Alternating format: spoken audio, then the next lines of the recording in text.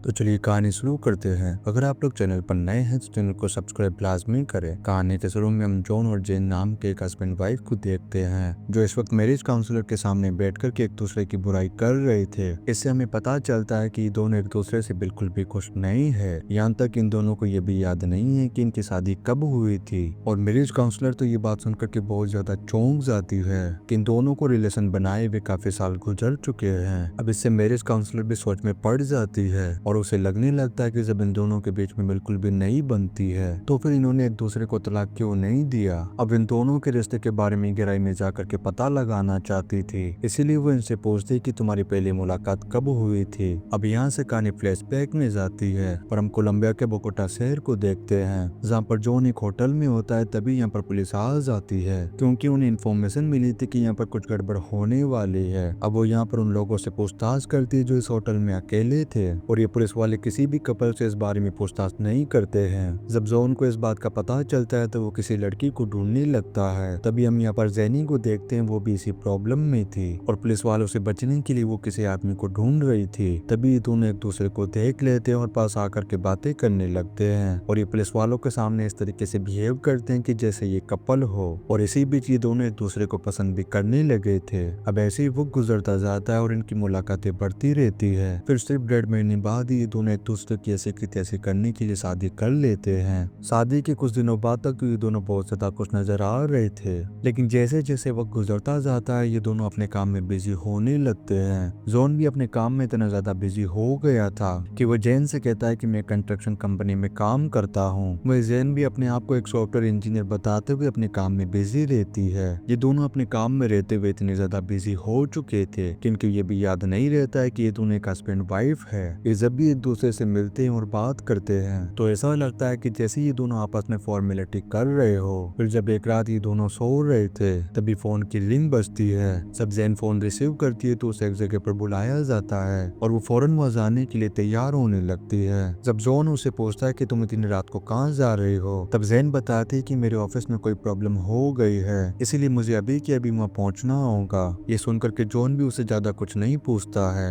अब यहाँ से जैन निकल जाती है और एक होटल में पहुंचती है। वो उस होटल के उस रूम में जाती है जहाँ पर एक आदमी पहले से ही मौजूद था। अब यहाँ पर जैन उसके सामने अपने सारे कपड़ों को उतारने लगती है। उसे देख करके ऐसा लगता है कि जैसे कि ये प्रोस्टिट्यूट का धंधा करती हो, लेकिन तभी यहाँ पर मामला कुछ और हो जाता है। जैन उस आदमी के पास आकर के अचानक से उसकी गर्दन पकड़ती है और उसका काम तमाम कर देती है। यहाँ पर हमें पता चलता है कि असल में जैन एक किलिंग फार्म के लिए काम करती है। ये खूबसूरत दिखने वाली लड़की असल में एक बहुत ही खतरनाक कातिल है और अपने काम में महारत रखती है और इसने अपने हस्बैंड से भी झूठ बोला था कि एक सॉफ्टवेयर इंजीनियर है। वहीं दूसरी ओर हम जॉन को देखते हैं जो कुछ लोगों के साथ में बैठकर के जुआ खेल रहा था। अब काफी देर तक वो उनके साथ में जुआ खेलता रहता है। तभी उनका एक साथी आता है। तब जॉन अपना असली रूप दिखाता है और अपनी गन निकाल कर इन चारों को यहीं पर मार देता है। इससे हमें पता चलता है कि ये भी एक किलिंग फार्म के लिए काम करता है और ये भी एक बहुत ही खतरनाक कातिल है। इसने भी अपनी वाइफ से झूठ बोला था कि ये कंस्ट्रक्शन कंपनी में काम करता है। दरअसल इन दोनों हस्बैंड वाइफ ने एक दूसरे से अपनी असलियत छुपा रखी है और ये दोनों ही कॉन्ट्रैक्ट किलर हैं। इसके अलावा ये दोनों अपनी अपनी कंपनी के बेस्ट किलर हैं। फिर एक रात जब ये दोनों हस्बैंड वाइफ सो रहे थे तभी जॉन के पास किसी का कॉल आता है। जब जैन इसके बारे में पूछती है तो जॉन बताता है कि मेरे ऑफिस से कॉल था, दरअसल मेरी कंपनी के डैम में कुछ लीकेज हो गया है, इसीलिए मुझे कुछ दिनों के लिए वहाँ पर जाना होगा। यहाँ से जॉन एक ऑफिस में पहुंचता है और वहाँ पर एक लेडी से ऑनलाइन बात करता है। वो लेडी उसे टीआई नाम की एक एजेंसी के बारे में बताते हुए कहती है कि उसमें एक आदमी है जो हमारी कंपनी के लिए खतरा है, लेकिन टीआई उस आदमी को किसी दूसरी कंपनी में भेज रही है और तुम्हें कैसे भी करके उस आदमी को उस एजेंसी में पहुंचने से रोकना होगा। वहीं जैन को भी उसकी कंपनी ये मिशन देती है कि उस आदमी को दूसरी एजेंसी तक नहीं पहुंचने देना है। अब यहाँ पर हमें पता चलता है कि इन दोनों हस्बैंड वाइफ को एक आदमी को रोकने का मिशन मिला है। फिर अगले दिन हम जैन को देखते हैं जो उस लोकेशन पर पहुंच गई थी और उसने यहाँ पर चारों तरफ बारूद बिछा दिए थे और कुछ ही देर में जॉन भी यहाँ पर पहुंच जाता है, लेकिन थोड़ी दूरी होने की वजह से जैन उसे पहचान नहीं पाती है और उसे लगने लगता है कि शायद ये कोई आम आदमी होगा और ऐसे ही चलते फिरते गलती से इधर आ गया होगा।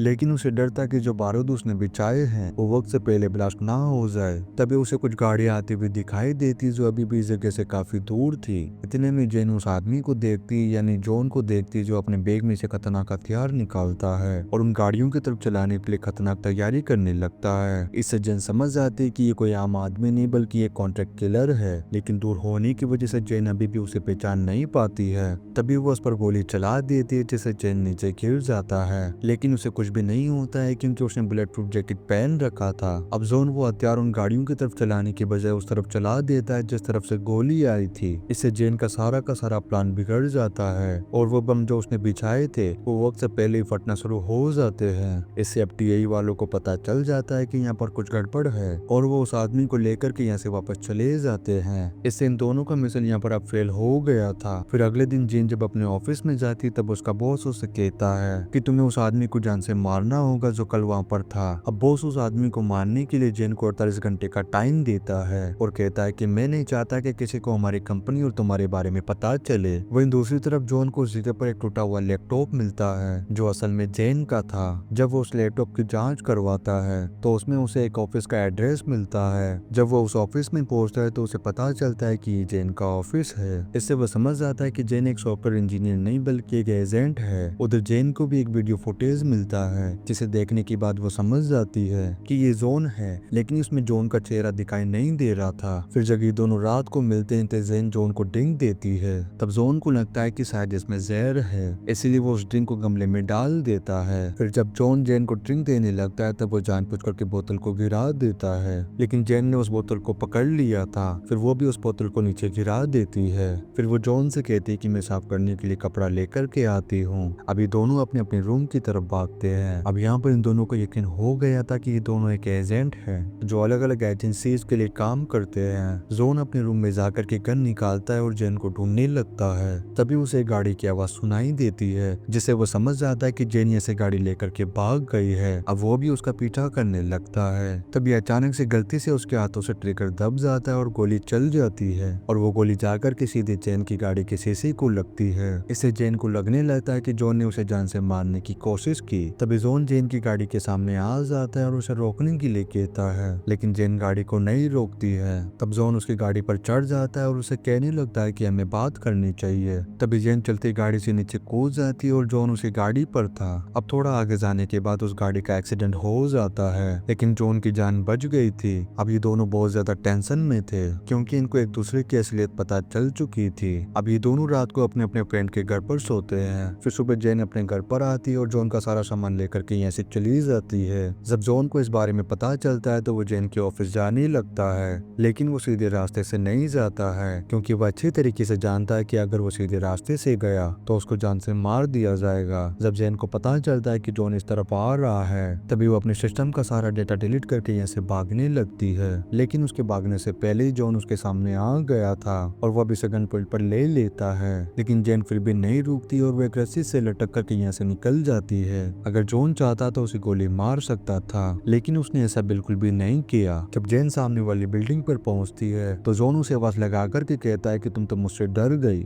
इसके बाद ये दोनों वहां से निकल जाते हैं। जॉन को जेन के ऑफिस से जो डॉक्यूमेंट मिलते हैं उससे उसे पता चल जाता है कि वो किस ऑर्गेनाइजेशन के लिए काम करती है और वो फौरन उस जगह पर पहुंच जाता है। जब जॉन लिफ्ट में होता है तब जेन को पता चल जाता है और वो उसे धमकी देती कि तुम इस शहर को छोड़ करके चली जाओ वरना मैं इस लिफ्ट को ब्लास्ट कर दूंगी। लेकिन जॉन जाने से मना कर देता है। तब जेन कहते कि मैं 5 तक गिनती गिनूंगी, अगर तुमने मेरे सवाल का सही जवाब नहीं दिया तो मैं इस लिफ्ट को उड़ा दूंगी। अब जेन जब गिनती गिनना शुरू करती है और 4 तक पहुंचती है तभी जेन की एक साथी उस लिफ्ट को उड़ा देती है। वो लिफ्ट जब नीचे आकर के गिरती है तो यहाँ पर एक बहुत ही जबरदस्त धमाका होता है। तभी जेन उस लड़की पर गुस्सा करती है कि तुमने आखिर ये क्या किया। फिर वो भाग करके उस जगह पर जाती है जहाँ पर लिफ्ट जमीन पे आकर के गिरी थी। इसके बाद हम जेन को उसे रेस्टोरेंट में देखते हैं जहाँ पर जॉन ने उसे प्रपोज किया था। वो यहाँ पर ड्रिंक पी रही थी और उसकी आंखों में आंसू थे। तभी अचानक से उसके पीछे कोई आता है और उसका हाथ पकड़ करके उसके गिलास में ड्रिंक डालने लगता है। जब जेन पलट करके देखती है तो वो जॉन था। अभी दोनों एक दूसरे के सामने बैठ जाते हैं और ये दोनों एक दूसरे से ब्लेम करने लगते हैं। जेन जॉन से कहती है कि तुम्हें पता था कि मैं एक एजेंट हूँ और तुम मेरी इन्फॉर्मेशन निकाल रहे थे, और जॉन भी सेम ये बात उससे कहता है। लेकिन अब इन दोनों को एक दूसरे को मारना होगा क्योंकि इनकी एजेंसी ने इनको 48 घंटों का टाइम दिया है। अब यहाँ पर ये दोनों डांस करने लगते हैं। तभी जेन मौका देख करके यहाँ से भाग जाती है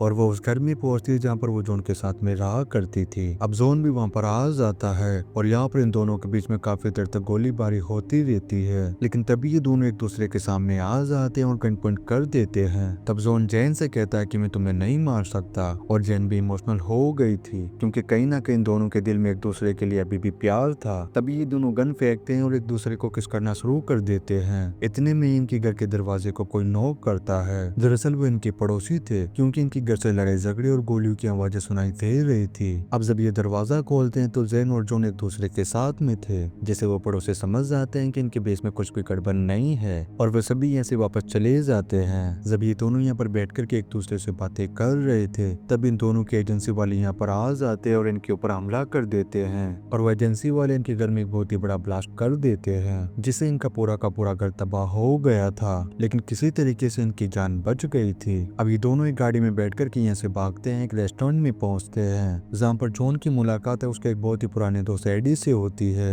दरअसल एडी भी उसी एजेंसी में काम करता है जिसमें जॉन काम किया करता था। एडी उससे कहता है कि अगर तुम दोनों साथ में रहोगे तो तुम मारे जाओगे, क्योंकि तुम दोनों जिस एजेंसी के लिए काम करते हो वो दोनों एक दूसरे की दुश्मन है, और अगर तुम दोनों को जिंदा रहना है तो तुम उस आदमी को पकड़ना होगा जो तुम्हारा आखिरी मिशन था। अब ये दोनों फैसला करते हैं कि कैसे भी करके उस आदमी को पकड़ेंगे। फिर हम उस आदमी को देखते हैं जो एक बिल्डिंग में था। तब जैन और जॉन उस बिल्डिंग में पहुंचते हैं और उस आदमी को किडनैप कर लेते हैं। फिर उससे पूछते हैं कि बताओ आखिर हमारी एजेंसी तुम्हें क्यों मारना चाहती है। ये आदमी पहले तो कुछ भी नहीं बताता है, लेकिन जब ये उसे डराते धमकाते हैं तभी सारी सच्चाई बता देता है, और वो बताता है कि वो एजेंसी मुझे नहीं बल्कि तुम दोनों को मारना चाहती थी, क्योंकि उन्हें पता चल चुका था कि तुम दोनों हस्बैंड वाइफ हो, इसीलिए तुम दोनों अपनी अपनी एजेंसीज के लिए खतरा बन चुके थे, और जो तुम्हारा आखिरी मिशन था वो मुझे मारने के लिए नहीं बल्कि तुम दोनों को एक दूसरे को मारने के लिए था। दरअसल एजेंसी चाहती थी कि तुम दोनों एक दूसरे को खत्म कर दो। इसके बाद जब जॉन उसके बेल्ट को चेक करता है तो उसमें एक इलेक्ट्रॉनिक ट्रांसमीटर लगा हुआ था। इससे ये समझ जाता है कि एजेंसीज को उनकी लोकेशन पता चल चुकी है। तभी यहाँ पर एजेंसीज की काफी सारी गाड़ियां आ जाती है। तभी वो भाग करके एक सामने के स्टोर में चले जाते हैं, और उस स्टोर में इनके हथियार रखे हुए थे। ये दोनों उन हथियारों को ले लेते हैं। तभी एजेंसीज के लोग उस स्टोर में भी आ जाते हैं, और उनके बीच में काफी देर तक घमासान लड़ाई होती है। कुछ ही देर में ये दोनों मिलकर के उस एजेंसी का सफाया कर देते हैं। इसके बाद कहानी वापस प्रेजेंट में आती है, जब ये दोनों मैरिज काउंसलर के सामने बैठे हुए थे, और अब ये दोनों एक दूसरे को अपनी सारी सच्चाई बता चुके थे। इसके बाद ये दोनों अपनी जिंदगी को साथ लेकर के खुशहाल तरीके से गुजारते हैं। इन दोनों के बीच में प्यार भी और ज्यादा हो चुका था, और इस सीन के साथ ही कहानी Mr and Mrs Smith theme पर खत्म हो जाती है। वीडियो कैसा लगा आप लोग कमेंट करके लाजमी बताएं। अगर आप लोग चैनल पर नए हैं तो चैनल को सब्सक्राइब लाजमी करें। आप लोग वीडियो को like and comment share and subscribe लाजमी करें। मिलते हैं नेक्स्ट वीडियो में। Thank you.